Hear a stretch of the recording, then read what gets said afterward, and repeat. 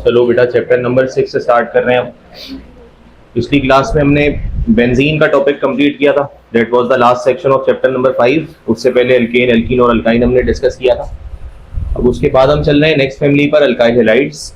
और इसमें सबसे पहले अल्काइल हैलाइड के बारे में एक जुमला लिखा है, ये आपको पता है, पहले भी पढ़ लो इसको, कि ये हेलोजन डेरिवेटिव होते हैं अल्केन्स के।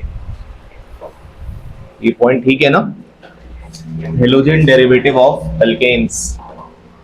अल्केन के किसी भी मेंबर के साथ, let suppose CH4 is the very first member of alkane, अगर आप इसमें से एक हाइड्रोजन निकाल दो और उसके साथ कोई भी हेलोजन लगा दो, लेट सपोज आपने यहाँ पर फ्लोरीन लगा दिया, तो ये अल्काइल हैलाइड कंसिडर किया जाता है। ठीक है, किसी भी अल्केन से आप एक हाइड्रोजन निकालो और उसकी जगह पर हेलोजन एटम लगा दो तो इसको अल्काइल हैलाइड कहा जाता है। और ये तो बहुत ही फंडामेंटल सा पॉइंट है।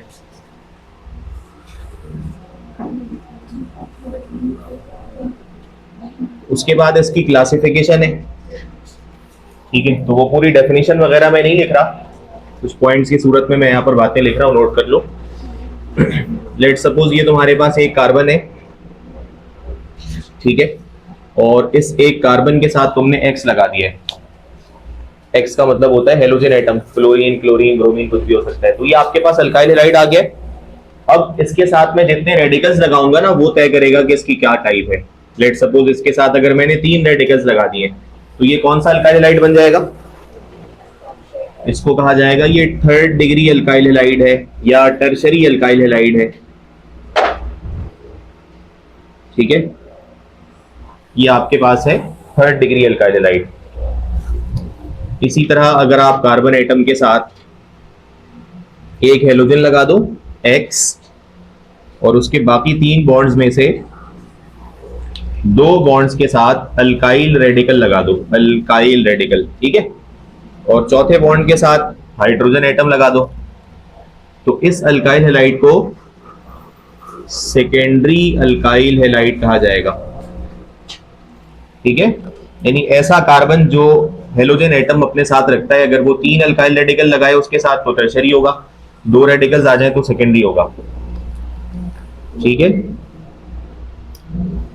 जबकि एक केस ये भी हो सकता है कि कार्बन के साथ एक हेलोजन एटम लगाओ और उसके साथ सिर्फ एक अल्काइल रेडिकल लगाओ, बाकी 2 उसके साथ हाइड्रोजन एटम्स हो, या फिर ऐसा हो कि उसके बाकी तीनों बॉन्ड्स के साथ एक भी अल्काइल रेडिकल ना हो बल्कि सारे के सारे हाइड्रोजन एटम्स लगे हों।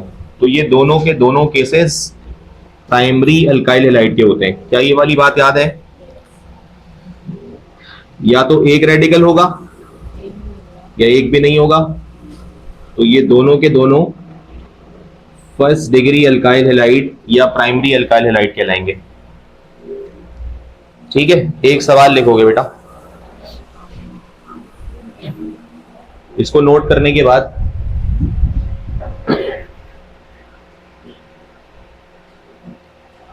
ये चारों रिप्रेजेंटेशन नोट कर लो और उसके बाद एक सवाल लिखो।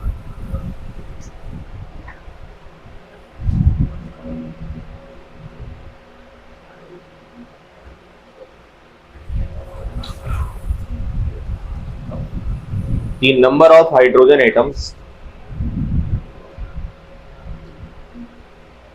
in the alpha carbon of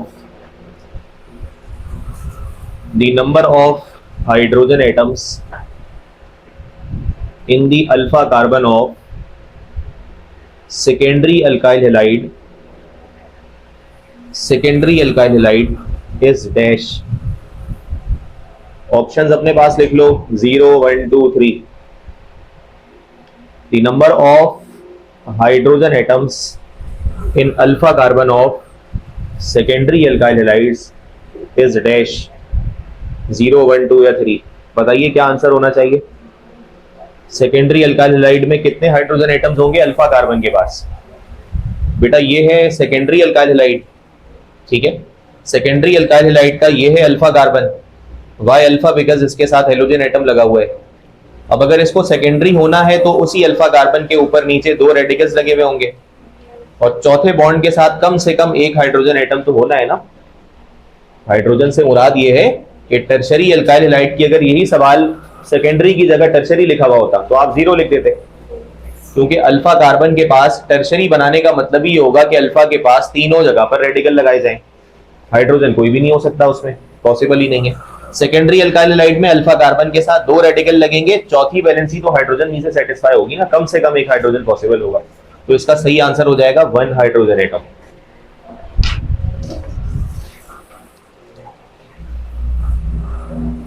तो क्लासिफिकेशन ऑफ अल्काइल हैलाइड से इस तरह का सवाल आपको पास पेपर में मिलेगा। वो किसी में भी पूछा जा सकता है, टर्शरी में, सेकेंडरी में और प्राइमरी में। ठीक है, अभी हेडिंग देखो, इंपॉर्टेंस ऑफ RX। RX का मतलब अल्काइल हैलाइड होता है। Importance of alkyl halide, 3 points इसमें मैं लिखूंगा, तीनों याद रखना कि अल्काइल हैलाइड को कमर्शियली कहां इस्तेमाल किया जाता है। तो नंबर 1, अल्काइल हैलाइड्स को टेफ्लॉन बनाने के लिए इस्तेमाल किया जाता है, ये आपको मिलेगा पास पेपर में। अल्काइल हैलाइड से टेफ्लॉन बनाया जाता है।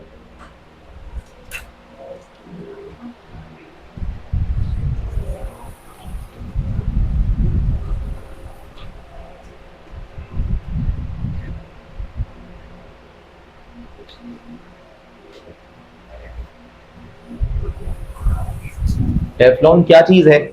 तो Teflon is a material which is used to make non stick frying pan.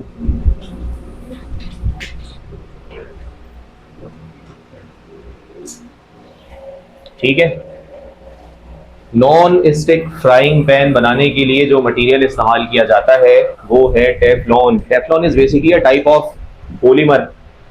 ये एक पॉलीमर होता है, ये प्लास्टिक की शक्ल है। ठीक है, और ये नॉन स्टिक प्लास्टिक होता है, हाई टेम्परेचर स्टेबल भी होता है और हाई टेम्परेचर पर चीजों को अपने साथ चिपकने नहीं देता।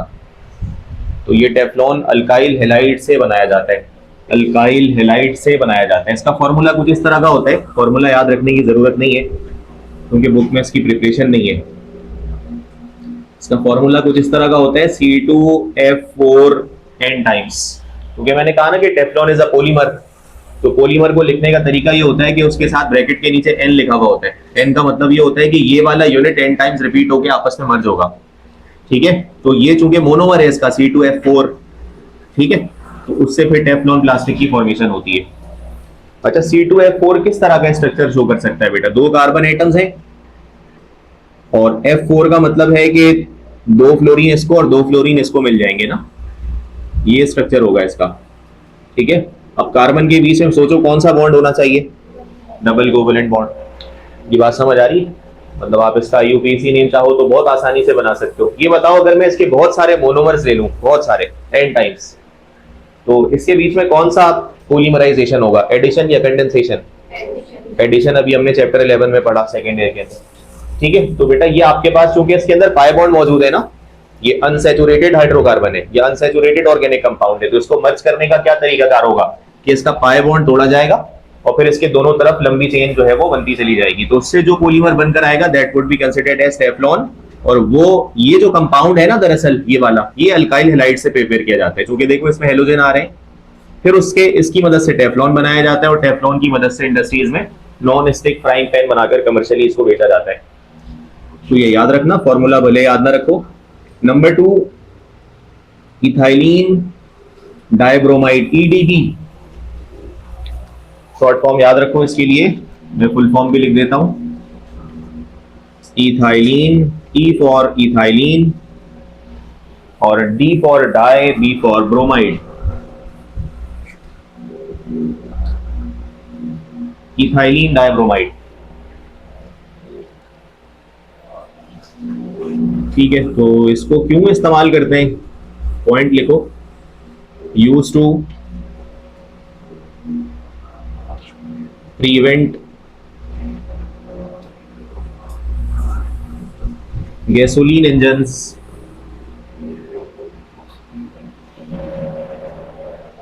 from lead oxide and lead और सल्फर डिपॉजिट्स। ये सिर्फ इन पॉइंट्स को लिखकर पढ़ लेना एक दफा।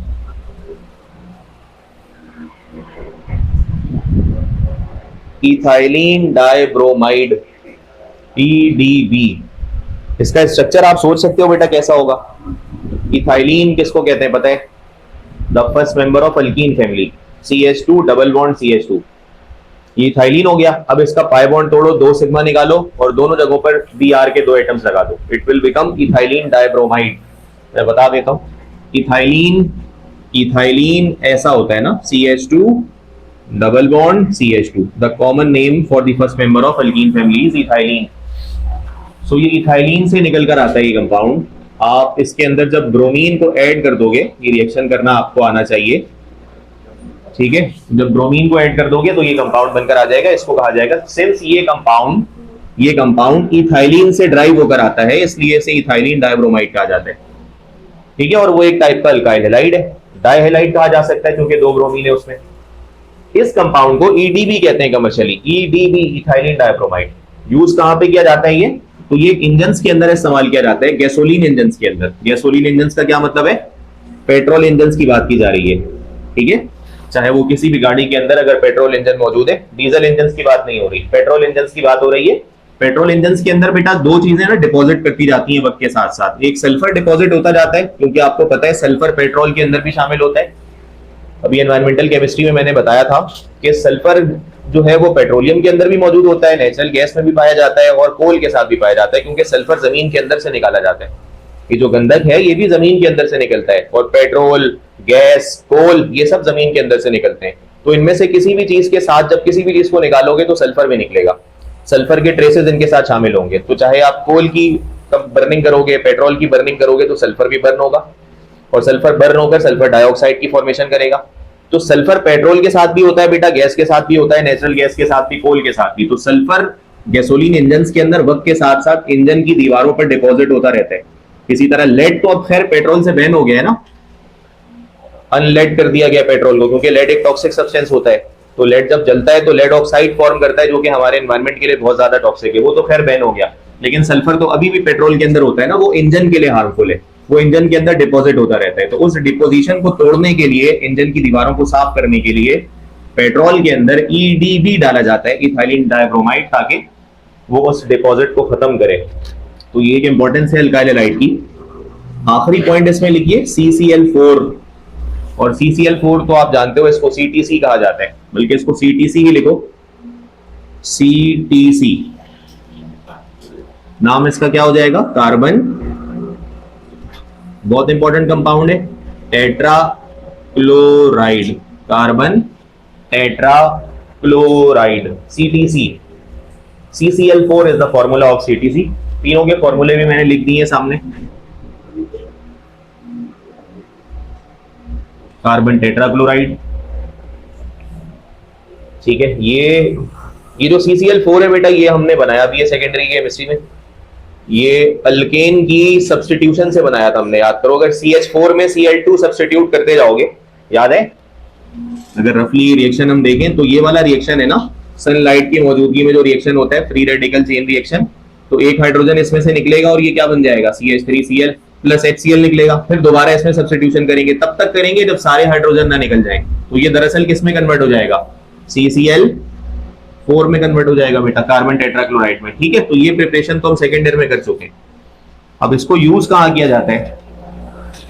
तो पॉइंट इसमें भी लिख लो, यूज्ड इन फायर एक्सटिंग्विशर्स।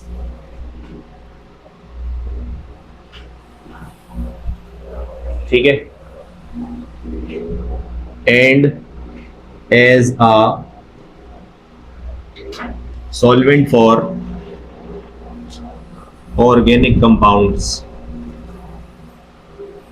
बेटा जैसे वाटर को यूनिवर्सल सॉल्वेंट कहा जाता है ना, ये वाटर को कहते हैं ना कि बहुत सारे कंपाउंड्स ये अपने अंदर डिसॉल्व कर सकता है, वैसे ही कार्बन टेट्राक्लोराइड ऑर्गेनिक कंपाउंड्स का यूनिवर्सल सॉल्वेंट कहलाता है। यानी बहुत सारे 99% ऑर्गेनिक कंपाउंड्स इसके अंदर डिसॉल्व किए जा सकते हैं कार्बन टेट्राक्लोराइड में। तो ये एक बड़ी इंपॉर्टेंस है इसकी। और दूसरी ये कि इसको फायर एक्सटिंग्विशर्स में भी इस्तेमाल किया जाता है, मतलब आग बुझाने वाली डिवाइसेस में भी इसको एज अ केमिकल इस्तेमाल किया जाता है। तो this is the importance of alkyl halide, Teflon, EDB, CTC, और भी बहुत सारी चीजें, बट कम से कम इतनी बातें याद रखोगे। अभी हेडिंग बनाओगे about alkyl halide, reactivity of RX, यानी reactivity of alkyl halide, alkyl halide की रिएक्टिविटी, रिएक्शन करने की सलाहियत, रिएक्टिविटी ऑफ अल्काइल हैलाइड। अब इसमें एक जनरल ट्रेंड अपने पास लिखो सबसे पहले,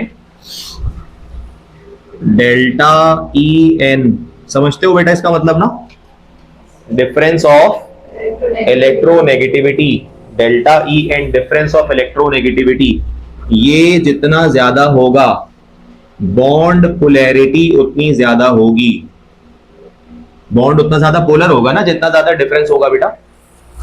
बताओ अगर ये डिफरेंस 0.4 तक आएगा तो बॉन्ड की पोलैरिटी सिफर होती है, नॉन पोलर होता है बॉन्ड।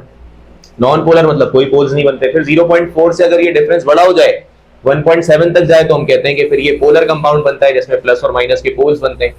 फिर 1.7 से ग्रेटर हो जाए तो हम कहते हैं ये अब आयनिक हो गया है, complete positive complete negative charges आ गए। ये बात पता है ना सबको, डिफरेंस ऑफ इलेक्ट्रॉन। तो जितना ज्यादा डेल्टा EN होगा किसी एलिमेंट, किसी सब्सटेंस का, किसी कंपाउंड का, बॉन्ड पोलैरिटी उसकी उतनी ज्यादा होगी। बॉन्ड पोलैरिटी जितनी ज्यादा होगी उस सब्सटेंस की बॉन्ड एनर्जी उतनी ज्यादा होगी। ये नोट कर लेना, बहुत सारी जगहों पे इसको आप काम कर सकते हो, इस पर अप्लाई कर सकते हो। डेल्टा EN जितना ज्यादा, बॉन्ड पोलैरिटी उतनी ज्यादा। अभी देखेंगे इसको अप्लाई करके। उसके बाद उसकी बॉन्ड एनर्जी उतनी ज्यादा, और बॉन्ड एनर्जी जितनी ज्यादा बॉन्ड की स्ट्रेंथ भी उतनी ज्यादा। बॉन्ड एनर्जी मतलब बॉन्ड तोड़ने वाली एनर्जी, तो अगर ये बहुत ज्यादा है इसका मतलब है बॉन्ड बहुत मजबूत है, तभी ज्यादा है। ठीक है, तो बॉन्ड एनर्जी ज्यादा होने की वजह से आप एक और बात असेस कर सकते हो कि भाई इसकी जो बॉन्ड स्ट्रेंथ है वो भी ज्यादा होगी। ये सब आपस में डायरेक्टली प्रोपोर्शनल है। और बॉन्ड स्ट्रेंथ जितनी ज्यादा होती है उससे इनवर्सली प्रोपोर्शनल होता है, इन तमाम बातों से इनवर्सली प्रोपोर्शनल होता है व्हाट, रिएक्टिविटी। ठीक है, ये नोट कर लो, ये सब बातें एक साथ नोट डाउन कर लो। जितना ज्यादा डेल्टा EN, बॉन्ड पोलैरिटी उतनी ज्यादा, बॉन्ड एनर्जी उतनी ज्यादा, बॉन्ड स्ट्रेंथ उतनी ज्यादा। बॉन्ड जितना मजबूत होगा ना उसको तोड़ना उतना मुश्किल होगा, और पुराना बॉन्ड जितनी मुश्किल से टूटेगा नए बॉन्ड्स की फॉर्मेशन उतनी दिक्कत होगी करने में, तो रिएक्टिविटी उसकी ड्रॉप हो जाएगी, रिएक्टिविटी उसकी कम होगी। ठीक है, स्ट्रेंथ और रिएक्टिविटी का हमेशा इनवर्स ताल्लुक होता है। मिसाल इसकी देखो हम क्या बात करना चाह रहे हैं। फॉर एग्जाम्पल, आपके पास कार्बन और फ्लोरीन का बॉन्ड बना हुआ है किसी भी अल्काइल हैलाइड में, ये अल्काइल हैलाइड आपके पास मौजूद है।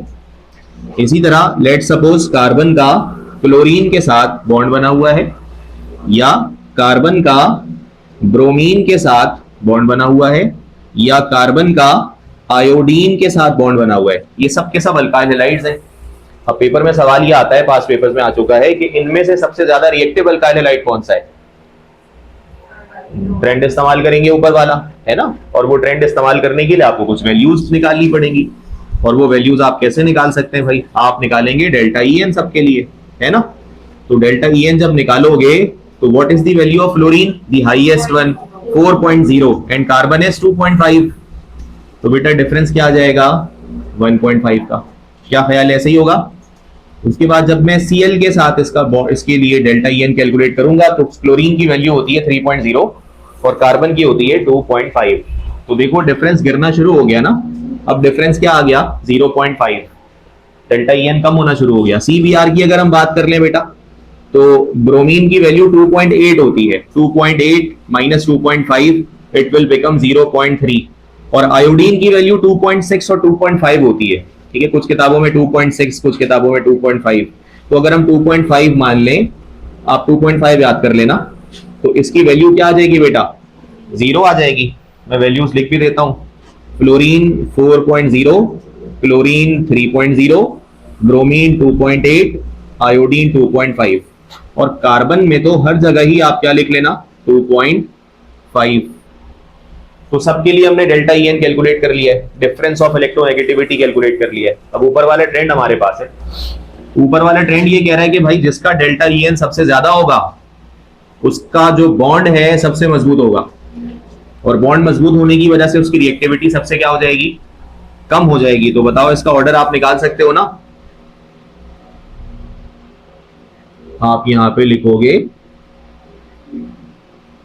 Reactivity order. बताओ सबसे कमजोर बॉन्ड किसका बनेगा बेटा इन चारों में से, लास्ट वाले का, क्योंकि इसका डिफरेंस क्या आ रहा है, इसका मतलब है ये भी नॉन पोलर है और बहुत कमजोर है क्योंकि डेल्टा ई एन की वैल्यू इसकी 0 है। पोल्स तो बिल्कुल ना होने के बराबर बनेंगे, आसानी से इसको ब्रेक किया जा सकता है। आसानी से ब्रेक करने का मतलब है कि रिएक्टिविटी बहुत ज्यादा है इसके पास, ये बहुत तेजी के साथ नए बॉन्ड्स की फॉर्मेशन करेगा। तो the correct reactivity order among all these alkyl halides is C I. अगर कार्बन आयोडीन से जोड़ा है सबसे ज्यादा रिएक्टिव होगा क्योंकि उसका बॉन्ड सबसे कमजोर है, क्योंकि डेल्टा ई एन उसका सबसे कम है। उससे कम रिएक्टिव कौन होगा, CBr, यानी वो अल्काइल हैलाइड जिसमें कार्बन और ब्रोमीन आपस में जुड़े हुए हैं। उससे भी कम रिएक्टिव कौन होगा, जिसमें कार्बन और क्लोरीन आपस में जुड़े हुए हैं। और सबसे कम रिएक्टिव कौन होगा, सबसे ऊपर वाला। ठीक है, ये इसके रिएक्शंस तो ना होने के बराबर होते हैं। इसीलिए कार्बन और क्लोरीन का कोई कंपाउंड आपको सेकेंडरी केमिस्ट्री में स्टडी करने के लिए नहीं मिलता है, कोई भी कंपाउंड नहीं मिलता, क्योंकि वो रिएक्शन ना ही करता है बिल्कुल, क्योंकि बहुत स्लो रिएक्शन करता है, क्योंकि उसका बॉन्ड सबसे ज्यादा स्ट्रॉन्ग होता है, क्योंकि उसके अंदर डेल्टा ई एन की वैल्यू सबसे ज्यादा होती है। मतलब उसके अंदर कार्बन हाईली नेगेटिव होता है, कार्बन हाईली पॉजिटिव होता है, फ्लोरीन हाईली नेगेटिव होता है। ठीक है, तो बॉन्ड उसका बहुत मजबूत हो जाता है, जिसकी वजह से वो रिएक्शन बहुत स्लोली करता है बेटा। तो रिएक्टिविटी ऑर्डर आपके सामने मैंने लिख दिया है, इसको नोट डाउन कर लो।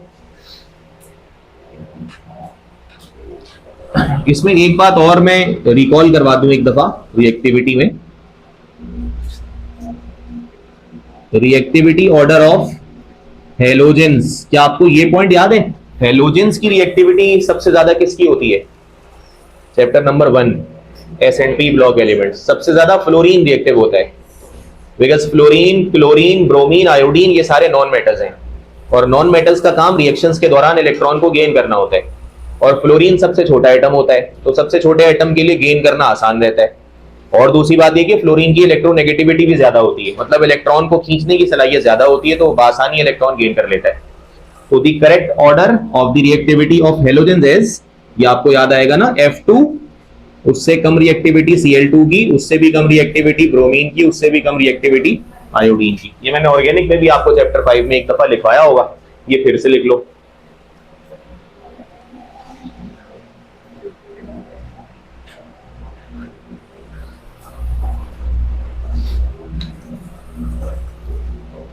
अब रिएक्टिविटी को पढ़ने के बाद हम इसके रिएक्शंस पर आएंगे। अगली हेडिंग बनाओगे इसको नोट करने के बाद, रिएक्शंस ऑफ अल्काइल हैलाइड।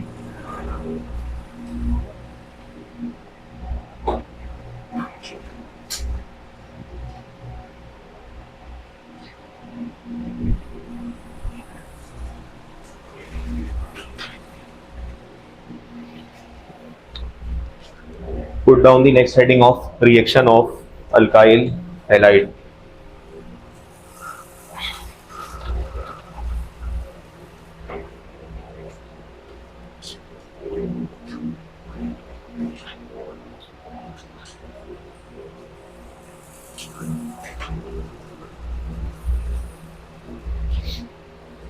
कितने रिएक्शंस पढ़े हैं सेकेंड ईयर में, इसके याद है?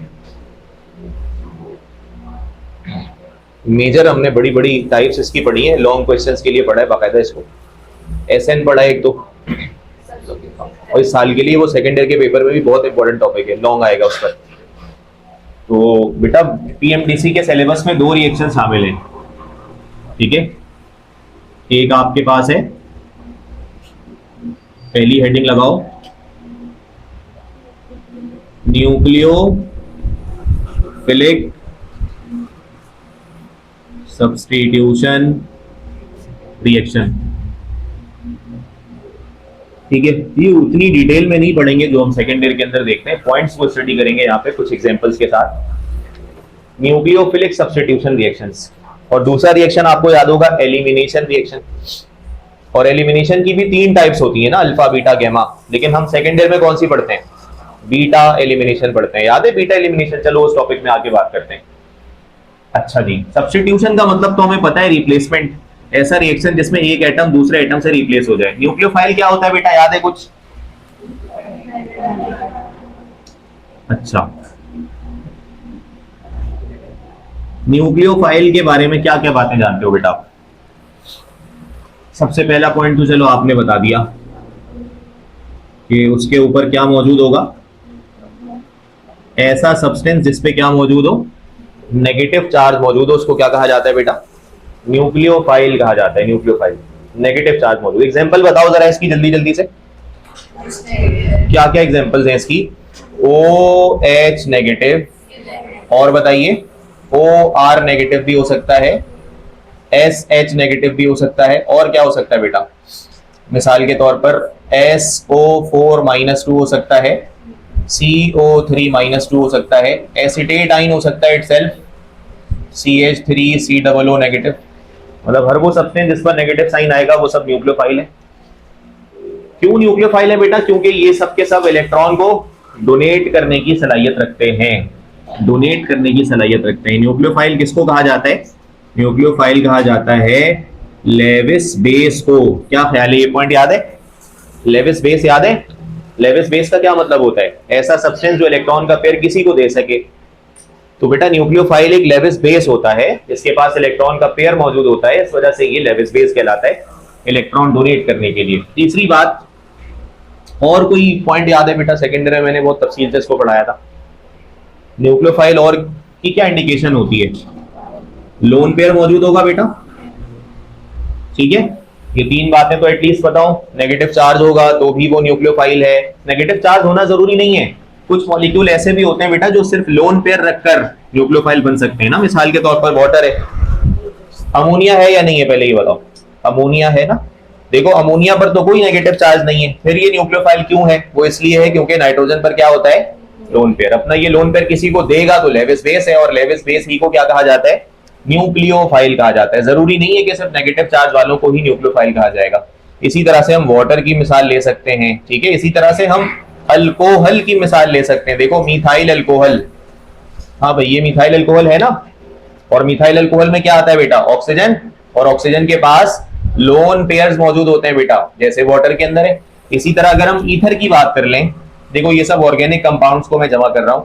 अगर मैं ईथर की बात कर लूं, देखो ये ईथर है, CH3OCH3, ऊपर भी लोन पेयर नीचे भी लोन पेयर। लोन पेयर मौजूद है, इसका मतलब ये डोनेट कर सकता है, और donor of lone pair of electron is considered as nucleophile, ठीक है? और एक और कंडीशन भी होती है बेटा, अगर आपको याद हो, न्यूक्लियोफाइल की एक और कंडीशन होती है, पाई बॉन्ड्स अगर मौजूद हो तो भी उन कंपाउंड्स को क्या कंसिडर किया जाता है?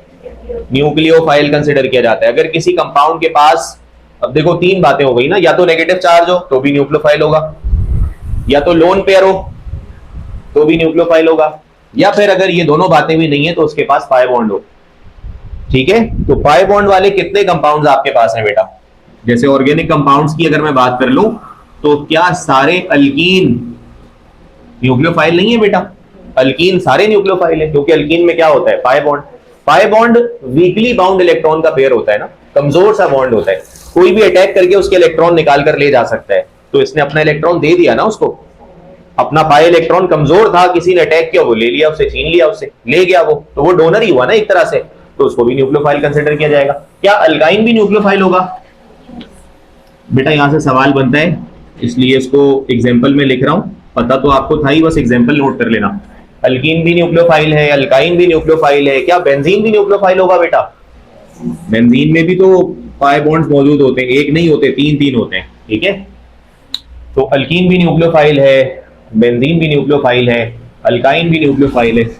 जहां जहां पाई बॉन्ड्स मौजूद है बेटा उन सबको न्यूक्लियोफाइल कंसिडर किया जा सकता है। तो नेगेटिव चार्ज होगा, लोन पेयर होगा, पाई बॉन्ड होगा, इनमें से कोई भी एक बात अगर मौजूद होगी तो उसको न्यूक्लियोफाइल कह देना। और न्यूक्लियोफाइल को साथ में क्या कहा जाता है? लेविस बेस भी कहा जाता है बेटा, ठीक है? चूंकि न्यूक्लियोफाइल का जिक्र हो गया है तो साथ में ही हम इलेक्ट्रोफाइल की बात भी कर लेते हैं। न्यूक्लियोफाइल को रिप्रेजेंट करने का सिंपल तरीका ये होता है कि NU लिखकर ऊपर माइनस लगा देते हैं, ठीक है? और इलेक्ट्रोफाइल के लिए E के ऊपर प्लस लगा देते हैं। तो बेटा पहली बात तो ये हो गई, अगर ऊपर वाले से हम इसको डिफरेंशिएट कर लें, बेटा यहां से सेकेंड ईयर में भी एमसीक्यू आता है और एमडी टिकट में भी आता है। अगर नेगेटिव चार्ज की बात कर लें, नेगेटिव वाला अगर न्यूक्लियोफाइल है तो पॉजिटिव वाला क्या हो जाएगा, इलेक्ट्रोफाइल हो जाएगा, पॉजिटिव चार्ज। और बेटा पॉजिटिव चार्ज का मतलब क्या होता है, इलेक्ट्रॉन की कमी, इलेक्ट्रॉन की कमी है उसके पास, तो वो डोनेट तो नहीं करेगा, वो एक्सेप्ट करेगा। और अगर कोई सब्सटेंस इलेक्ट्रॉन का पेयर एक्सेप्ट कर रहा है तो उसको लेविस क्या कहा जाएगा, लेविस एसिड कहा जाएगा। अभी मैं सवाल लिखवाता हूं इससे कि किस तरह के सवाल पूछे जाएंगे, ठीक है, फिर उसके बाद हम रिएक्शन पर आएंगे। और तीसरी बात, पॉजिटिव चार्ज हो सकता है, उसको लेविस एसिड कहा जाएगा, ठीक है, या फिर इलेक्ट्रॉन डेफिशिएंट स्ट्रक्चर होगा उस मॉलिक्यूल का। अगर किसी मॉलिक्यूल का स्ट्रक्चर इलेक्ट्रॉन डेफिशिएंट है, इलेक्ट्रॉन डेफिशिएंट, डेफिशिएंट समझते हो ना, डेफिशिएंट का मतलब होता है कमी, कमी होना किसी चीज की। तो ऐसा स्ट्रक्चर जिसमें इलेक्ट्रॉन की कमी है, तो ऑब्वियस है ना वो इलेक्ट्रॉन को गेन करेगा उस कमी को खत्म करने के लिए। तो जब वो इलेक्ट्रॉन को गेन करेगा तो लेविस एसिड होगा या फिर इलेक्ट्रोफाइल होगा। मिसाल के तौर पर इसकी बड़ी कॉमन एग्जांपल मैं लिख देता हूं यहाँ पे, फॉर एग्जांपल AlCl3, AlCl3, ठीक है। इसकी एक्सप्लेनेशन आप जानते हो बेटा, Al के गिर्द कितने Cl के एटम्स मौजूद हैं, 3 Cl के एटम्स मौजूद हैं। तो बताओ कितने पेयर ऑफ इलेक्ट्रॉन है एल्युमिनियम के अतराफ में, इसके 3 इलेक्ट्रॉन्स हैं और क्लोरीन के भी 3 इलेक्ट्रॉन्स हैं, टोटल कितने जमा हो गए, 6। ऑक्टेट तो पूरा नहीं हुआ बेटा इसका, इलेक्ट्रॉन डेफिशिएंट इसको कहा जाता है। तो ये 2 इलेक्ट्रॉन को गेन करेगा खुद के ऑक्टेट को पूरा करने के लिए, जब गेन करेगा तो ये लेविस एसिड होगा या फिर इलेक्ट्रोफाइल कहलाएगा। इसी तरह AlCl3 के अलावा BF3 बोरोन ट्राइफ्लोराइड, ये भी आपके पास लेविस एसिड है या फिर इसको भी इलेक्ट्रोफाइल कहा जाएगा। सिर्फ इतना करके सोचो ना कि अगर यहाँ पे मैं बोरोन रख दूं और इन तमाम क्लोरीन की जगह पर F लगा दूं तो सेम स्ट्रक्चर ही होगा ना। ये जो बोरोन है ये भी शॉर्ट ऑफ 2 इलेक्ट्रॉन्स होगा, जिसकी वजह से इसको भी इलेक्ट्रॉन डेफिशिएंट मॉलिक्यूल कहा जाएगा और इसको लेविस एसिड समझा जाएगा, ठीक है।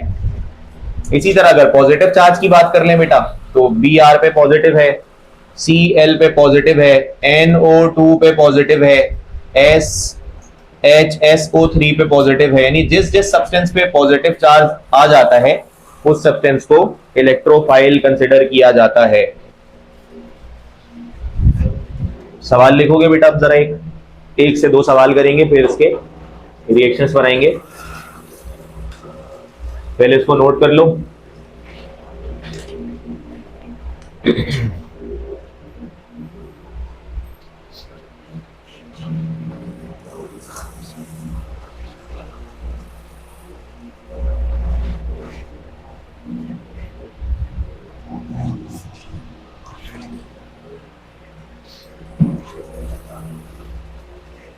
सवाल लिखोगे बेटा, which one of the following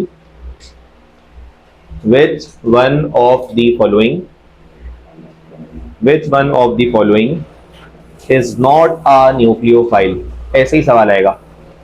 which one of the following is not a nucleophile, which one of the following is not a nucleophile। Option number 1 में लिखो ईथीन, ऑप्शन 1 में लिखो ईथीन। ऑप्शन नंबर 2 में लिखो AlCl3, AlCl3 aluminium chloride. Option C में लिखो, option C में लिखो diethyl ether, option C में लिखो डाई इथाइल ईथर।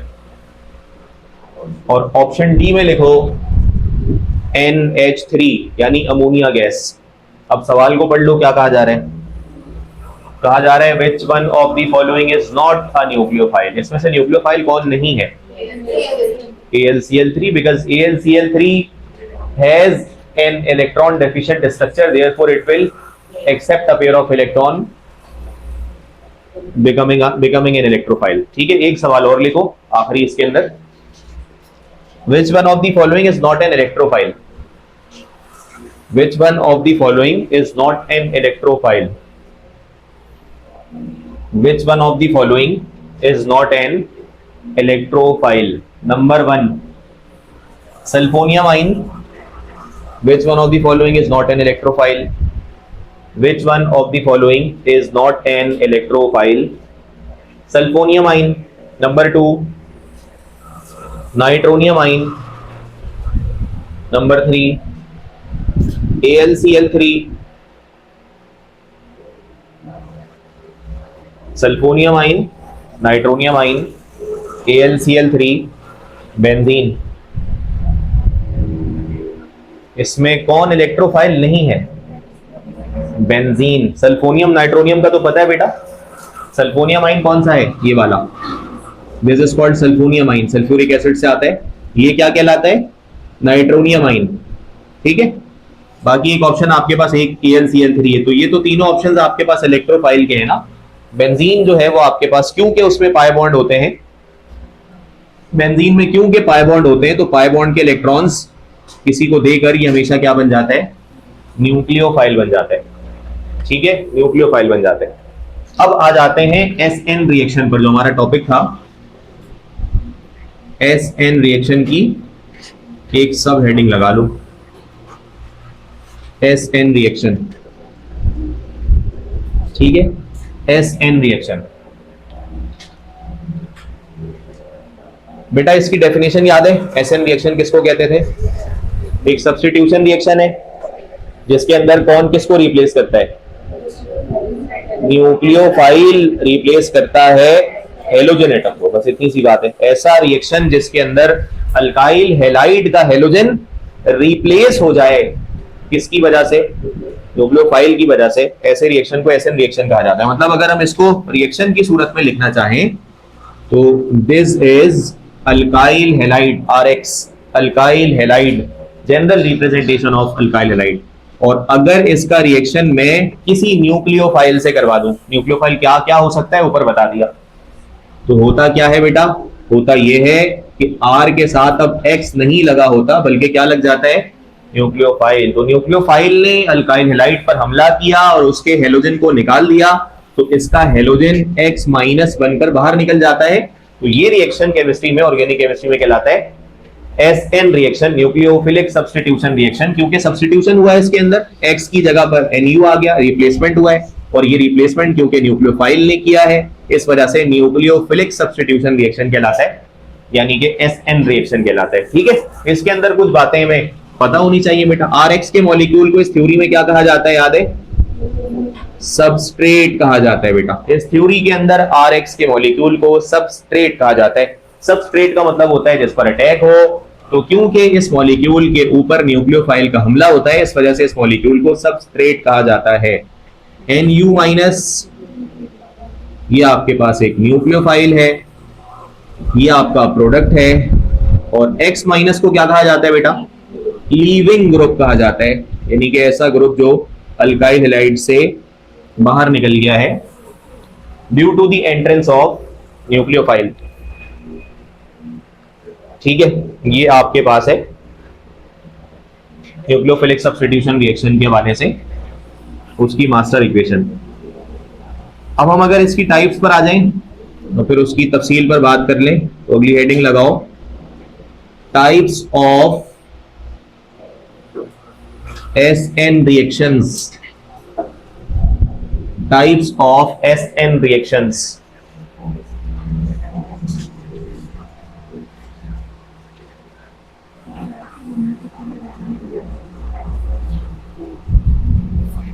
इसमें बहुत सारी बातें बेटा रिकॉल करेंगे हम।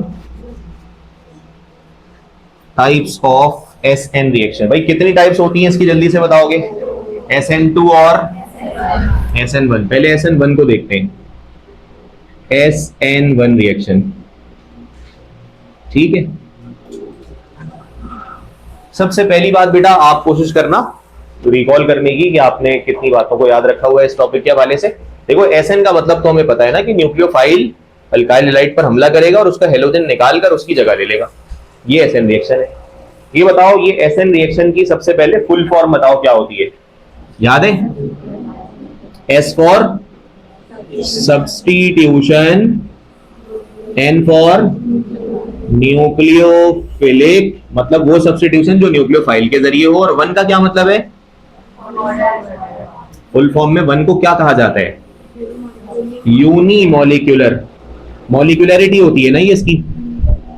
ठीक है, substitution, nucleophilic, unimolecular reaction. Substitution, nucleophilic, unimolecular reaction. कितने स्टेप में होता है बेटा ये रिएक्शन? ये 2 स्टेप्स में होने वाला रिएक्शन है। बात समझ आ रही है? ये होता है 2 स्टेप्स में, 2 स्टेप्स होते हैं इसके। ठीक है, और स्टेप नंबर 1 देखते हैं इसका। एक एग्जांपल इसकी लेंगे ताकि ये टॉपिक, स्टेप नंबर 1। ठीक है, अच्छा हम रिएक्शन किसके बीच में देखना चाह रहे हैं? मिसाल के तौर पर ये हमारे पास है एक अल्काइल हैलाइड,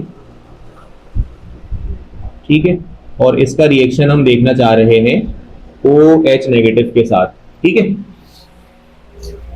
ये आपके पास अल्काइल है बेटा। ये अल्काइल हैलाइड कौन सा है ये भी आपको समझ आ रहा है ना? प्राइमरी, सेकेंडरी, टर्शरी में से कौन सा है? टर्शरी है ना, 3 रेडिकल लगे हुए हैं इसके अंदर। ठीक है, बताओ स्टेप नंबर 1 में क्या होता है बेटा? 2 चीजें हैं इधर, देखो जरा, ये देखो, RX की जगह कौन है? ये रहा। न्यूक्लियोफाइल की जगह कौन है? क्या ये न्यूक्लियोफाइल है? It is having a negative charge. ये इस पर हमला करेगा, ये सबस्ट्रेट है, ये न्यूक्लियोफाइल है। 2 चीजें बनेंगी, एक प्रोडक्ट और दूसरा लीविंग ग्रुप। बताओ इसका लीविंग ग्रुप कौन होगा? और उसकी जगह पर OH आ जाएगा बेटा। ठीक है, बताओ फर्स्ट स्टेप में क्या होता है? नाम बताओ, नाम, उसका नाम क्या होता है फर्स्ट स्टेप में? हाँ, फर्स्ट स्टेप को आप कहते हो, अगर याद आ रहा है तो फर्स्ट स्टेप को कहते हो formation of carbocation. First step में कार्बोकैटाइन की फॉर्मेशन होती है, यानी आप अपने अल्काइल हैलाइड को तोड़ते हो, ब्रेक करते हो। कैसे? This is your alkyl halide, ठीक है, और इसको कैसे तोड़ा जाता है बेटा, कुछ याद है? इसको ब्रेक करने के क्या तरीके हैं? बहुत सारे तरीके हैं, लेकिन हमारी बुक में कौन सा तरीका फॉलो किया जाता है? तोड़ना है ना इसको। कार्बोकैटाइन समझते हो बेटा? कार्बन के ऊपर पॉजिटिव चार्ज हमें चाहिए, तो बहुत ऑब्वियसली हमें नजर आ रहा है ना कि ये वाला कार्बन पॉजिटिव होगा और ये वाला कार्बन नेगेटिव होगा, क्योंकि अभी हमने यहां पर पढ़ा है बेटा, ये देखो, C और Cl अगर आपस में बॉन्डेड है तो इनके डिफरेंस ऑफ इलेक्ट्रोनेगेटिविटी की वैल्यू क्या आती है? 0.5। इसका मतलब है ये पोलर बॉन्ड है ना, और जब ये पोलर बॉन्ड है तो क्लोरीन पर क्या चार्ज आएगा? नेगेटिव, क्योंकि उसकी इलेक्ट्रोनेगेटिविटी ज्यादा होती है 3.0 और कार्बन की होती है 2.5। तो जिसकी ज्यादा उस पर नेगेटिव, जिसकी कम उस पर पॉजिटिव। ये चार्ज डिस्ट्रीब्यूशन है। मुझे ये वाला बॉन्ड यहां से ब्रेक करना है ताकि कार्बन पे प्लस चार्ज अपरेंटली आ जाए और फिर उसको क्या कहा जाए? कार्बोकैटाइन कहा जाए। तो भाई या तो उसको थर्मली डिकम्पोज कर दिया जाए, हीट करके ब्रेक कर दिया जाए, या फिर इलेक्ट्रोलाइज किया जाए उसको, उसका सोल्यूशन बना के करंट पास किया जाए, या सिंपली उसको एक्वस मीडियम में हल कर दिया जाए बेटा। याद करो, इसको आप वाटर में डिसॉल्व कर देते हो बेटा। क्या ये सब्सटेंस वाटर में डिसॉल्व हो सकता है? बिल्कुल हो सकता है, क्योंकि ये सब्सटेंस पोलर है। क्यों पोलर है? क्योंकि CCl का बॉन्ड क्या होता है बेटा? पोलर। Difference of electronegativity 0.5। ये वैल्यू अगर 0.4 से बड़ी हो तो पोलर हो जाता है कंपाउंड, तो ये वाटर में जाकर ब्रेक हो जाएगा, और जब ब्रेक होगा तो 2 हिस्सों में ब्रेक हो जाएगा। ये हो गया कार्बन, ये वाला हिस्सा कार्बन हो गया, बाकी उसके साथ कुछ भी लगा है उसका कोई इशू नहीं है। और जो दूसरा हिस्सा है बेटा वो कौन सा हो गया? Cl माइनस का। ये बिल्कुल वैसी बात है जैसे NaCl को पानी में हल करोगे तो उसके 2 टुकड़े हो जाएंगे, डिसॉल्व हो जाएगा NaCl। फिर उस कार्बन के साथ, इसी कार्बन को क्या कहा जाएगा बेटा? कार्बोकैटाइन कहा जाएगा। अब आप उस कार्बन के साथ देखो 1 2 3 रेडिकल्स लगे हुए ना, तो आप इन 3 रेडिकल्स को ट्राइगोनल शेप में अरेंज कर देना। क्या ये बात समझ आती है? ट्राइगोनल शेप में अरेंज करने वाली बात समझ आती है? बताओ ऐसा क्यों है बेटा? ट्राइगोनल क्यों? मतलब ये वाला CH3 ऊपर जा सकता है, 2 CH3 नीचे आ सकते हैं, फिर भी वो ट्रायंगुलर फॉर्म में ही रहेगा ना। क्यों बनाया हमने ट्रायंगुलर फॉर्म में? हाइब्रिडाइजेशन स्टेट चेंज हो गई है ना बेटा। ये देखो, इस कार्बन के साथ पहले 4 सिग्मा बॉन्ड्स बने हुए हैं। 4 सिग्मा बॉन्ड्स का मतलब होता है sp3 हाइब्रिडाइजेशन, लेकिन यहाँ पर तो 1 सिग्मा ब्रेक हुआ है तभी तो Cl अलग हुआ, और 3 सिग्मा रह गए उसके पास। 3 सिग्मा का मतलब क्या होता है बेटा? sp2 hybridisation. तो ये बात नोट भी कर लो, याद भी रखना है इसको कि यहाँ पर जो कार्बन है ये sp3 हाइब्रिड है, और यहां पर जो कार्बन है चूंकि 3 सिग्मा है तो ये sp2 हाइब्रिड है। इसीलिए, और sp2 हाइब्रिड स्ट्रक्चर्स का जो इसकी जो ज्योमेट्री होती है वो हमेशा कैसी होती है बेटा? ट्राइगोनल। इस वजह से इसका स्ट्रक्चर हमें ट्राइगोनल बनाना पड़ता है। अच्छा एक बात और सुनो, ये देखो, इसको देख लो गौर से, ठीक है? और अब जो मैं बनाने जा रहा हूं टॉपिक से हटकर बात कर रहा हूं। लेकिन आप कोशिश करना आंसर करने की, ठीक है। अभी तक तो सब कुछ सेम है, अभी भी सब कुछ सेम है, ठीक है। अब बताओ इस कार्बन में हाइब्रिडाइजेशन कौन सी होगी? आया नहीं है कभी पेपर में, वैसे ही पूछ रहा हूं। अभी भी sp2 होगी। प्लस और माइनस का मतलब समझ नहीं आता बेटा? प्लस का मतलब क्या होता है? +1 का क्या मतलब होता है? कि उसने अपना एक इलेक्ट्रॉन लूज कर दिया, एक लूज कर दिया। कार्बन के लास्ट ऑर्बिट में कितने होते हैं? 4। कितने होते हैं?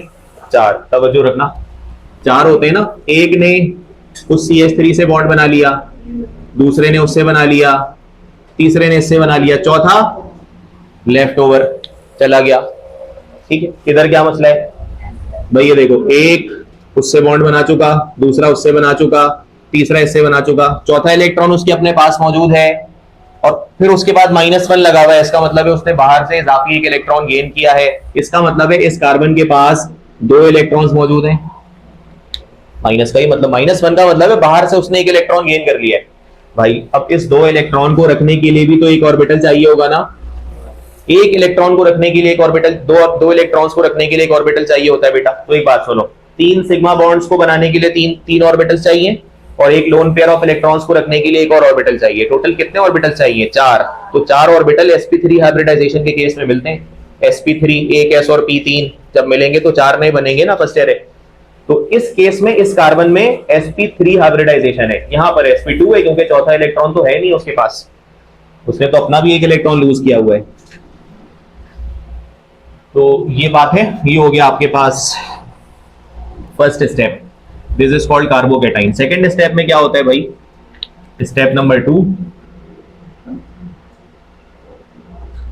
Step number 2 attack. अब हमला होगा, अटैक होगा किसका? अटैक ऑफ न्यूक्लियोफाइल का ऑन किसके ऊपर?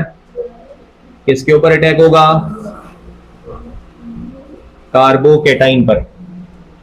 न्यूक्लियोफाइल का हमला होगा कार्बोकेटाइन पर, ठीक है। पहले स्टेप में सबसे पहले वाटर में डिसॉल्व करके इसका CCl वाला बॉन्ड ब्रेक कर दिया गया। अब 2 हिस्से आ गए उसके। सबसे पहले कार्बोकेटाइन लिख लिया जाएगा। फर्स्ट स्टेप में कार्बोकेटाइन बन चुका है। ये लो भाई, ये है CH3, ये है CH3 और ये है CH3, ठीक है। इस पर है पॉजिटिव चार्ज। बेटा न्यूक्लियोफाइल हमारे पास कौन सा है? इस केस में न्यूक्लियोफाइल कौन है? OH-। बेटा न्यूक्लियोफिलिक सब्स्टिट्यूशन रिएक्शंस जितने भी होते हैं उन तमाम रिएक्शंस में न्यूक्लियोफाइल का हमला एग्जैक्टली किस साइट पर होता है? What is the site of attack of SN reactions? What is the site of attack of the nucleophile? Substrate तो होता है, but to be precise substrate का कौन सा एटम होता है जहां पर न्यूक्लियोफाइल अटैक कर रहा होता है? Alpha carbon. अल्फा कार्बन में लिख रहा हूं ये वाली बात, आप अपने पास नोट कर लो। न्यूक्लियोफाइल जो है अटैक करता है on the alpha carbon. Alpha carbon पर हमला होगा तभी SN रिएक्शन होगा। अगर ये साइट ऑफ अटैक जरा भी आगे पीछे हो जाए तो फिर SN रिएक्शन नहीं होता बल्कि एलिमिनेशन हो जाता है ना। बताओ एलिमिनेशन की क्या साइट ऑफ अटैक है? बीटा हाइड्रोजन तब्दील हो जाती है ना वो जगह। बहरहाल ये बताइए इसमें अल्फा कार्बन कौन सा है? अल्फा कार्बन कौन सा है बेटा इसमें जिस पर पॉजिटिव चार्ज लगा हुआ है? बेटा क्योंकि इसी कार्बन पर Cl लगा हुआ था ना, जिस पर Cl लगेगा वो अल्फा होगा, तो यही कार्बन अल्फा कार्बन है। मतलब इसी पर हमला होना है, किसका? न्यूक्लियोफाइल का। क्योंकि ये पॉजिटिव भी है और न्यूक्लियोफाइल नेगेटिव होता है तो वो इसी पर आकर अटैक करेगा। बताओ अटैक किस तरफ से करवाऊं, राइट से या लेफ्ट से? बेटा OH नेगेटिव राइट साइड से भी अटैक कर सकता है और OH नेगेटिव लेफ्ट साइड से भी अटैक कर सकता है। यानी कि ये OH नेगेटिव यहां से भी अटैक कर सकता है और यहां से भी अटैक कर सकता है, क्योंकि उसके सामने कोई रेडिकल मौजूद नहीं है बेटा उसको रोकने वाला। बात समझ आ रही है? क्योंकि फर्स्ट स्टेप ने आपने उसकी हाइब्रिडाइजेशन बदलकर उसकी ज्योमेट्री को फीजिबल बना दिया रिएक्शन करने के लिए। आपने उसके एंट्रेंस को दोनों तरफ से खोल दिया है कि कहीं से भी आकर न्यूक्लियोफाइल अटैक कर सकता है बेटा। ये बात समझ आ रही है? अच्छा, अगर ये ऐसा होता, मिसाल के तौर पर अगर ये ऐसा होता, ठीक है, तो इसके ऊपर डायरेक्टली न्यूक्लियोफाइल का हमला पॉसिबल नहीं था ना। न्यूक्लियोफाइल का हमला करवा दो आप, क्या होगा?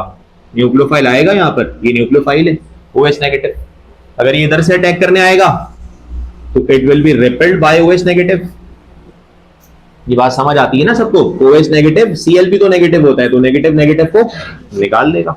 इधर से अटैक करने आएगा तो भाई इधर तो ये जो रेडिकल्स हैं दरअसल इनकी ज्योमेट्री इस तरह होती है बेटा, टेट्राहेड्रल। याद है ना किस तरह की शक्ल होती है बेटा? यही शक्ल होती है टेट्राहेड्रल। देखो जरा बताओ है या नहीं ऐसा? This is the tetrahedral shape. ये CH3 जरा और एलोंगेटेड हो जाता है इस तरह, ठीक है। तो अब इसके ऊपर OH नेगेटिव जब हमला करने जाएगा बेटा तो इसके पास ये तीनों रेडिकल्स हिंड्रेंस की सूरत में मौजूद होंगे। बड़े बड़े रेडिकल्स हैं बेटा ये। CH3 कार्बन के साथ 3 हाइड्रोजन और 3 CH3 है जो आने वाले OH नेगेटिव को जगह नहीं दे रहे उसके ऊपर हमला करने के लिए। इसको कहा जाता है स्फीयरिक हिंड्रेंस। आगे बताता हूं इसके बारे में। तो ना इधर से हमला हो पाएगा ना इधर से हमला हो पाएगा, इसीलिए पहले स्टेप में Cl को ब्रेक करके इसकी ज्योमेट्री को फिजिबल बनाया जाता है ताकि साइट ऑफ अटैक बनाने में आसानी हो, ठीक है। तो उसके बाद अब ये OH नेगेटिव दोनों तरफ से हमला कर सकता है बेटा, क्योंकि दोनों तरफ से सामने उसको रोकने वाला कोई है नहीं, तो दोनों तरह की पॉसिबिलिटीज हो सकती हैं। मिसाल के तौर पर अगर ये OH नेगेटिव कार्बन से लेफ्ट साइड से जाकर अटैच होगा तो ये देखो ये OH नेगेटिव है, ये हो गया कार्बन, ये न्यूक्लियोफाइल था, ये अल्फा कार्बन है, न्यूक्लियोफाइल अल्फा कार्बन जुड़ गए, प्लस माइनस बॉन्ड बन गया। अब उस कार्बन पर 3 CH3 है तो भाई 3 CH3 को इस तरह प्लेस कर दिया जाएगा, 3 CH3 को इस तरह प्लेस कर दिया जाएगा। और या तो ये होगा या तो ये होगा या फिर क्या होगा बेटा, ये OH नेगेटिव राइट साइड से C के साथ अटैच हो जाएगा, है ना। ये C पॉजिटिव और ये OH नेगेटिव, नेगेटिव पॉजिटिव आपस में बॉन्ड बना चुके राइट से हमला होने पर, ठीक है। और उसके साथ बाकी के 3 बॉन्ड्स के साथ क्या लगे हुए भाई, CH3 लगे हुए हैं, तो हमने CH3 को इस तरह अटैच कर दिया। ये डिपेंड करेगा OH नेगेटिव कहां से अटैच हो रहा है। बताओ इस प्रोडक्ट को क्या कहा जाता है, ये किसकी वजह से बना है, इन्वर्जन की वजह से या रिटेंशन की वजह से? बेटा ये इन्वर्जन की वजह से बना है ना। इन्वर्जन का मतलब घूम जाना होता है, रिवर्ट हो जाना होता है, रेसिप्रोकल हो जाना होता है। मतलब कार्बन के साथ CH3 की जो इनिशियल पोजीशन थी ना, इनिशियल पोजीशन थी, अब वो पोजीशन नहीं है बल्कि अब उसका मिरर इमेज बन चुका है। यानी जो पोजीशन यहां पर थी वो मिरर इमेज बन चुका है। ये सेकेंडरी में भी आपने लिखना होता है। जबकि इस मॉलिक्यूल के अंदर अगर तो राइट से हमला हो रहा है तो जो पोजीशन CH3 की पहले थी वही पोजीशन अभी भी है। इसका मतलब होता है रिटेन हो गई ये सारी चीजें, जैसे पहले थी वैसे अभी भी है। इसको रिटेंशन कहते हैं, इसको इन्वर्जन कहते हैं कि भाई ये बॉन्ड्स घूम गए, ये बॉन्ड्स वैसे के वैसे हैं। तो this is called inversion, inversion. और इसको क्या कहा जाता है, रिटेंशन कहा जाता है, ठीक है। तो मॉलिक्यूल की इनिशियल ज्योमेट्री भी रिटेन हो गई और उसका इन्वर्जन भी आ गया। मतलब 50% मॉलिक्यूल्स ये वाले बनते हैं और 50% मॉलिक्यूल्स ये वाले बनते हैं। बेटा इसको ध्यान में रखना। मतलब अगर ये वाला अल्काइल हैलाइड आपने 100 ग्राम इस्तेमाल किया तो 50 ग्राम इसमें कन्वर्ट होते हैं, 50 ग्राम इसमें कन्वर्ट होते हैं। और एक बात ध्यान में रखना कि जब आपके पास ये दोनों मिक्सचर के यानी एक प्रोडक्ट की फॉर्मेशन हो जिसमें 50% इन्वर्जन हो 50% रिटेंशन हो, तो ऐसे मिक्सचर को रेसमिक मिक्सचर कहा जाता है। बेटा ये नोट कर लो, यानी प्रोडक्ट की फॉर्मेशन ऐसी हो जिसके अंदर इन्वर्जन का फिनोमेना भी हो रहा है। मतलब आपने 100 ग्राम रिएक्टेंट इस्तेमाल किया तो 50 ग्राम के अंदर इन्वर्जन हो गया, 50 ग्राम में रिटेंशन हो गया। तो इस फिनोमेना को कहते हैं कि भाई ये जो मिक्सचर आपके पास प्रोडक्ट्स का बनकर आया है that is called racemic mixture. Racemic mixture, ये रेसमिक की टर्म हमने एक दफा ऑलरेडी पढ़ी है, सेकेंड ईयर में कहां पढ़ी है याद कराओ, ऑप्टिकल आइसोमेरिज्म के अंदर, जिसमें हमने कौन कौन से आइसोमर्स पढ़े थे, पॉजिटिव और नेगेटिव, डेक्स्ट्रो रोटेटरी आइसोमर और लेवो रोटेटरी आइसोमर। एक क्लॉकवाइज डायरेक्शन में घुमाता है डेक्स्ट्रो रोटेटरी और एक एंटी क्लॉकवाइज डायरेक्शन में घुमाता है। और जिस मिक्सचर में ये दोनों 50-50% पाए जाते हैं उसको कहा जाता है कि उसकी कोई ऑप्टिकल एक्टिविटी नहीं होती है, तो उसको रेसमिक कंपाउंड कहा जाता है। तो एक बात ये हो गई। अच्छा इसमें क्या क्या बातें बेटा हमें नोट करने वाली बातें, यानी कि हम जिन बातों को अपने पास पॉइंटर्स बनाकर नोट कर लें, तो उसको जरा देखते हैं भी।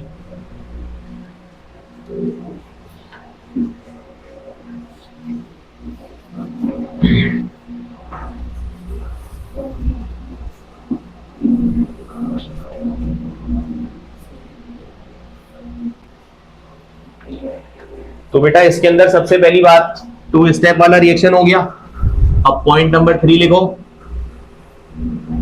पॉइंट नंबर 3 लिखो, बोथ इन्वर्जन का फिनोमेना भी है इसमें, और कौन सा फिनोमेना है बेटा, रिटेंशन का फिनोमेना भी है।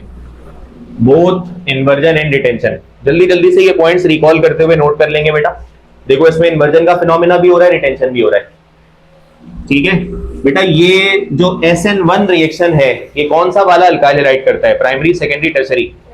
सिर्फ टर्शरी। हमने एग्जांपल में भी यहां पर देखा है कि सिर्फ टर्शरी अल्काइल हैलाइड ही, only third degree alkyl halide undergoes SN1 reaction. पूरा जुमला नहीं लिख रहा, आप भी पॉइंटर्स बना लो अपने पास, ठीक है। और ये बताओ, ये जो रिएक्शन है ये 2 स्टेप्स पर मुश्तमिल है। इसका स्लो स्टेप कौन सा होता है? स्लो स्टेप कौन सा होता है, पहला या दूसरा? पहला वाला। आपको मैंने बताया था ना काइनेटिक्स के अंदर कि अगर कोई रिएक्शन 2 स्टेप्स पर डिवाइडेड होता है तो उसमें पहले चेक किया जाता है कौन सा स्टेप स्लो है और कौन सा स्टेप फास्ट है। तो जो स्टेप स्लो होता है वहां से हम क्या निकाला करते हैं, रेट निकाला करते हैं। इसीलिए स्लो स्टेप को क्या कहा जाता है, rate determining step. Slow steps को क्या कहा जाता है, रेट डिटरमाइनिंग स्टेप। वो स्टेप जहां से रेट निकाला जा रहा है, ठीक है, उसकी वेलोसिटी निकाली जा रही है। तो जल्दी से बताओ SN1 रिएक्शंस के लिए रेट एक्सप्रेशन कैसे लिखी जाएगी? सेकेंड ईयर, रेट एक्सप्रेशन कैसे लिखोगे बेटा? R is equals to K concentration of, concentration, भाई यहां आ जाओ ना, ये है ना तुम्हारे पास स्लो स्टेप, तो इसके लिए आप अप्लाई करो रेट एक्सप्रेशन को। R इक्वल्स टू K हो गया। अब कंसेंट्रेशन किसकी चाहिए, अल्काइल हैलाइड की कंसेंट्रेशन चाहिए। क्या यहां पर न्यूक्लियोफाइल की आमद हुई है अभी तक? न्यूक्लियोफाइल तो सेकंड स्टेप में आएगा, तो यहां तो सिर्फ अल्काइल हैलाइड है। क्या इस अल्काइल हैलाइड को ऐसे लिख दिया जाए बेटा? क्या ये ठीक रहेगा लिखना? कौन सा अल्काइल हैलाइड है बेटा? ये कार्बन के साथ 3 रेडिकल लगे हुए हैं, टर्शरी अल्काइल हैलाइड है। न्यूक्लियोफाइल की इसमें कोई कहानी डिस्कस नहीं की जाएगी क्योंकि न्यूक्लियोफाइल तो फास्ट स्टेप में पहली दफा आएगा और वो आपके रेट एक्सप्रेशन में इंक्लूडेड नहीं होगा बेटा, ठीक है। ऑर्डर क्या होगा बेटा इस रिएक्शन का? फर्स्ट ऑर्डर हो जाएगा, क्योंकि आप ये देखो इसके ऊपर पावर 1 है, तो इसी पावर को प्लस करने पर रिजल्ट आपके पास ऑर्डर का आ जाता है, तो this is the first order reaction, ठीक है भाई। अच्छा अब एक बात बताओ, ये सब बातें तो हो गई, एक बात बताओ, ये तुम्हारे पास है, ऐसे कर लेते हैं, R3C plus R2CH plus RCH2 plus, ठीक है, और लास्ट में CH3 पॉजिटिव। बेटा इनमें ये सब के सब कार्बोकैटाइंस हैं या नहीं है? तमाम रेडिकल्स में कार्बन पर पॉजिटिव चार्ज लगा हुआ है, ऑल आर कार्बोकैटाइंस। 4 ऑप्शंस आपको पेपर में दे दिए गए और आपसे कहा जा रहा है कि इनमें, इन तमाम कार्बोकैटाइंस में से सबसे ज्यादा रिएक्टिव कार्बोकैटाइन कौन सा है? पहला वाला या आखिर वाला या दरमियान से कोई? पहला वाला सबसे रिएक्टिव पूछ रहा हूं मैं, देख लो सबसे ज्यादा reactive upon nucleophilic substitution reaction, सबसे ज्यादा रिएक्टिव कौन है? तो इसका करेक्ट ऑर्डर नोट कर लो, रिएक्टिविटी ऑर्डर लिख रहे हैं बेटा, ठीक है, ये इंपॉर्टेंट ऑर्डर है। ऑर्डर का कोई ना कोई सवाल पेपर में जरूर बनता है, ठीक है। तो सबसे ज्यादा रिएक्टिव ये होगा, ठीक है, उससे कम ये होगा, उससे कम ये होगा, सबसे कम ये होगा, सबसे कम ये होगा। वजह क्या है बेटा इसकी? इसकी क्या वजह, इधर देखो जरा, ये जो CH3 है, ठीक है, इसके साथ कितने हाइड्रोजन लगे हुए हैं बेटा? 3 हाइड्रोजन लगे हुए। अगर हम इसका ट्रायंगुलर स्ट्रक्चर ही बना लें, ठीक है, तो ये तुम्हारे पास है और इसके ऊपर लगा हुआ है H पॉजिटिव। इसके मुकाबले में अगर हम इसकी बात कर लें तो ये तुम्हारे पास यहाँ पे भी लगा हुआ है CH3, ये चलो इसको R रेडिकल कर लेते हैं, R रेडिकल की जगह पर कोई भी हो सकता है, ठीक है, और इसके ऊपर लगा हुआ है पॉजिटिव। बेटा किसका स्टेरिक हिंड्रेंस ज्यादा होगा? स्टेरिक हिंड्रेंस किसका ज्यादा होगा? स्टेरिक हिंड्रेंस का क्या मतलब होता है कि भाई आओ इस पर अटैक करो, और अटैक करने के साथ साथ ये भी देखो कि उसके साथ कौन कौन अटैच हुए हैं। मतलब इन तमाम रेडिकल्स का जो साइज है, इन तमाम रेडिकल्स का जो साइज है वो इन तीनों हाइड्रोजन्स के मुकाबले में तो बहरहाल बहुत बड़ा होगा। ये बड़ी स्पीशीज है as compare to all hydrogen atoms. बेटा यहां पर कोई भी हमला करने आएगा तो इन तीनों को खातिर में नहीं लाएगा, क्योंकि इनका साइज इतना छोटा होता है, वो उससे टकरा भी गया तो क्या कर लेंगे वो उसका। बात समझ आ रही है? मतलब उसके टकराने से, उसके हिट करने से उसकी साइट ऑफ अटैक मिस नहीं होगी बेटा, बल्कि यहां पर ऐसा हो सकता है कि मिसाल के तौर पर अगर ये रेडिकल आ गया C3H7, भाई रेडिकल तो कुछ भी हो सकता है। यहां पर अगर रेडिकल आ गया C2H5 तो देखो ये बड़े रेडिकल्स हैं, यहां पर रेडिकल आ गया C4H9, ये बड़े रेडिकल्स हैं। और जब बड़े बड़े रेडिकल्स लगे हों तो कोई भी अटैकर जब C पॉजिटिव पर हमला करने आएगा तो पहले वो इससे टकरा जाएगा, और जब टकरा जाएगा तो साइट ऑफ अटैक पर वो अपने अटैक को मिस कर जाएगा, निशाना चूक जाएगा, जिसकी वजह से रिएक्शन हो नहीं सकता। जब रिएक्शन नहीं होगा तो रिएक्शन करने में दिक्कत होगी। इस वजह से मैंने रिएक्टिविटी के अंदर इसको सबसे लास्ट में रखा है कि इसके इर्द गिर्द बड़ी स्पीशीज मौजूद होती हैं, इसका स्टेरिक हिंड्रेंस ज्यादा होता है, इस वजह से इसकी रिएक्टिविटी कम होती है। ये चूंकि बहुत ही छोटा स्पीशी है, इस कार्बन के साथ छोटे छोटे एटम्स लगे हुए, तो कोई भी अटैकर इस पर आकर आसानी हमला कर सकता है। तो जितने ज्यादा रेडिकल्स स्टेरिक हिंड्रेंस उतना ज्यादा, रिएक्टिविटी उतनी कम। लिख देता हूं मैं इस पॉइंट को, number of R directly proportional to, ये क्या पढ़ा देंगे बेटा, क्या टर्म है, स्टेरिक हिंड्रेंस। आर जितने ज्यादा स्टेरिक हिंड्रेंस उतनी ज्यादा, और स्टेरिक हिंड्रेंस जितनी ज्यादा इनवर्सली प्रोपोर्शनल टू रिएक्टिविटी। ठीक है, वो जितना ज्यादा रोकेंगे मॉलिक्यूल्स को, जितना ज्यादा अटैकर को रोकेंगे, हिंड्रेंस का मतलब ही रुकावट है, तो उतनी ज्यादा उसकी रिएक्टिविटी रिड्यूस हो जाएगी बेटा। नेक्स्ट टाइप पर आते हैं अब। Next type is SN2 reaction. SN2 reaction, ठीक है, फुल फॉर्म बताओ बेटा। सब्स्टिट्यूशन न्यूक्लियोफिलिक बाय मॉलिक्यूलर, ठीक है, bye molecular reaction. Substitution nucleophilic bye molecular reaction, substitution nucleophilic bye molecular reaction. कितने स्टेप में होगा बेटा ये रिएक्शन? एक स्टेप में होगा, एक ही स्टेप के अंदर हम इसको शुरू करेंगे और मुकम्मल कर देंगे। बेटा कौन सा अल्काइल हैलाइड SN2 रिएक्शन करता है? Only primary alkyl halide undergoes SN2 reaction. ठीक है, तो इसकी एक मिसाल लेते हैं और उसको एक ही स्टेप में समझते हैं। एक ही स्टेप होता है इसका। तो फॉर एग्जांपल लेट सपोज ये आपके पास है H, या इसकी जगह हम ले लेते हैं CH3 Cl H H, ठीक है, और इसका रिएक्शन हम करवा देते हैं Cn- के साथ, Cn- के साथ। तो बेटा ये एक बात बता दो सबसे पहले कि क्या ये प्राइमरी अल्काइल हैलाइड है? प्राइमरी है बेटा। ये क्या न्यूक्लियोफाइल है? ये देखो ये क्या कहलाएगा?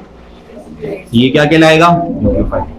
अब बेटा यहां पर एक चीज ये देखो कि चूंकि ये वन स्टेप वाला रिएक्शन है तो दोनों एक साथ ही रिएक्शन करेंगे आपस में, और इसमें मैंने जानबूझकर न्यूक्लियोफाइल को हेलोजन की ऑपोजिट साइड से हमला करवाया है। इसकी इंपॉर्टेंस है ना अपनी, यहां पर ऐसा नहीं है, यहां पर ये सवाल ही नहीं है, क्योंकि जिस स्टेप में न्यूक्लियोफाइल हमला करने आ रहा है ना उस स्टेप में हेलोजन है ही नहीं। आपने तो हेलोजन को फर्स्ट स्टेप में रिमूव करवा दिया है, तो यहां पर तो ये सवाल ही नहीं है। तो इधर से भी हमला हो सकता है, इधर से भी हो सकता है, इन्वर्जन भी होगा और रिटेंशन भी होगा, बट वहां पर ये दोनों नहीं होंगे बेटा, कोई एक फिनोमेना होगा। क्या मतलब है? आप इधर से अटैक नहीं करवा सकते न्यूक्लियोफाइल को, क्योंकि सामने कौन बैठा हुआ है? हेलोजन। हेलोजन खुद नेगेटिव होता है, न्यूक्लियोफाइल भी नेगेटिव होता है, तो नेगेटिव आने वाले नेगेटिव को रिपेल कर देगा, इस पर हमला होगा ही नहीं, तो रिएक्शन होगा नहीं। इस वजह से ये हमेशा किधर से हमला करेगा बेटा? Side opposite to that of halogen. बात समझ आ रही है? हमेशा side opposite to that of halogen से हमला करेगा। ये पॉइंट ध्यान में रखोगे। Now this is negatively charged, this carbon is positively charged due to the difference in their electronegativities, and this is the alpha carbon on which this nucleophile attacks। ठीक है, और इस अटैक होने के बाद इस मॉलिक्यूल के अंदर सबसे पहले क्या तब्दीली आती है बेटा? जैसे ही ये न्यूक्लियोफाइल अल्फा कार्बन पर हमला करता है, सबसे पहली तब्दीली क्या आती है? बॉन्ड ब्रेक हो जाते हैं या हाइब्रिडाइजेशन में तब्दीली आ जाती है बेटा? क्या होता है? सबसे पहले हाइब्रिडाइजेशन तब्दील हो जाती है। फ्रॉम, अभी कौन सी हाइब्रिडाइजेशन है इस कार्बन में बेटा? sp3 क्योंकि 4 सिग्मा बॉन्ड है। सबसे पहले इसकी हाइब्रिडाइजेशन बदलती है और बदलकर हो जाती है sp2, यानी कि अब जो मैं नया इसका स्ट्रक्चर ड्रॉ करूंगा ना वो ऐसे बनेगा, ट्राइंगुलर फॉर्म में बनेगा, ट्राइंगुलर फॉर्म में बनेगा। यही 4 सिग्मा बॉन्ड से अब उसके 3 हो गए, तो ट्राइंगुलर रीजन हमने क्रिएट कर दी और इन तमाम रेडिकल्स को इन तीनों बॉन्ड्स के साथ अटैच किया जाएगा। मतलब CH3, यहां पर हाइड्रोजन, यहां भी हाइड्रोजन। यानी कहानी सिर्फ इन दोनों की है ना कि किसने निकलना है, इसने क्या बनना है बेटा, इसने बनना है लीविंग ग्रुप।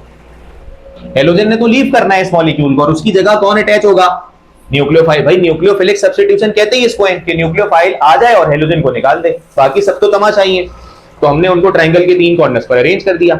तो बेटा ये sp3 हाइब्रिडाइजेशन बदल गई sp2 हाइब्रिडाइजेशन में, और फिर यहां से हम बॉन्ड को ब्रेक होता हुआ दिखाते हैं कि भाई कार्बन और हेलोजन का बॉन्ड ब्रेक हो रहा है और कार्बन और न्यूक्लियोफाइल का बॉन्ड आहिस्ता आहिस्ता क्या हो रहा है बेटा, बनता चला जा रहा है।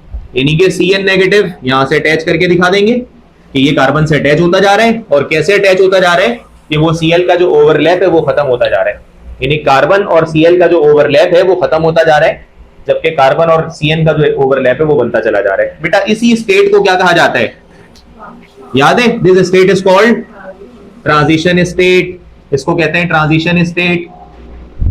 क्या ये ट्रांजिशन स्टेट SN1 रिएक्शन में आती है बेटा? ट्रांजिशन स्टेट का कोई रोल नहीं है SN1 में। ये ट्रांजिशन स्टेट आपको मिलेगी सिर्फ और सिर्फ SN2 रिएक्शन के अंदर, ठीक है। और फिर लास्ट स्टेप में फाइनली क्या होता है बेटा, देखो Cn ने हमला लेफ्ट साइड से ही करना है बेटा SN1 SN2 के अंदर, ये पोजीशन बदल नहीं सकती है। तो ये Cn इसके साथ अटैच हो जाएगा, Cn अटैच हो जाएगा इस कार्बन के साथ, बाकी बच जाएंगे इसके 1 2 3 बॉन्ड्स। ये Cl तो निकल चुका होगा, यही न्यूक्लियोफिलिक सब्स्टिट्यूशन रिएक्शन होता है। तो बाकी के तमाम बॉन्ड्स को आप इस तरह से अटैच कर दोगे। अब बताओ ये इन्वर्जन है या रिटेंशन है? बेटा ये सिर्फ और सिर्फ इन्वर्जन है, क्योंकि हमेशा ही Cn ने Cl के ऑपोजिट साइड से हमला करना है, फ्रंट से अटैक करना नहीं है। तो रिटेंशन तो पॉसिबल ही नहीं है यहाँ पर सिर्फ कौन सा फिनोमेना पॉसिबल है, इन्वर्जन का फिनोमेना पॉसिबल है, ठीक है। यहां पर सिर्फ इन्वर्जन है, जबकि SN1 के अंदर इन्वर्जन भी है, रिटेंशन भी है, क्योंकि दोनों बातें हैं। इस वजह से ये रेसमिक मिक्सचर है और वो नॉन रेसमिक मिक्सचर है, ठीक है। अब ये बताओ बेटा इसके लिए रेट एक्सप्रेशन कैसे लिखोगे आप? R is equals to K rate constant और कंसंट्रेशन ऑफ रिएक्टेंट सारे। बेटा इसमें दो रिएक्टेंट्स हैं, एक न्यूक्लियोफाइल है और दूसरा अल्काइल हैलाइड है, ठीक है। तो पहले अगर हम अल्काइल हैलाइड लिख लें R, ठीक है, C और X। अगर इसको प्राइमरी बनाना है बेटा स्पेसिफिकली तो आप इसको प्राइमरी बना सकते हो ना इस तरह। बताओ ये प्राइमरी है या नहीं है? देखो एक रेडिकल लगा हुआ है बेटा, 2 हाइड्रोजन लगे हुए ताकि 3 बॉन्ड उसके बने, चौथा बॉन्ड हेलोजन के साथ हो गया। और दूसरी चीज क्या हो जाएगी बेटा, न्यूक्लियोफाइल, ठीक है। ऑर्डर क्या आ जाएगा इस रिएक्शन का? इसका ऑर्डर आ जाएगा सेकंड, क्योंकि दोनों के ऊपर पावर्स मौजूद है। 1 1 प्लस करेंगे तो उसका सेकंड ऑर्डर बनकर आ जाएगा, ठीक है। एक आखिरी बात इसमें कर लें बेटा, नोट करो यहां तक जल्दी से।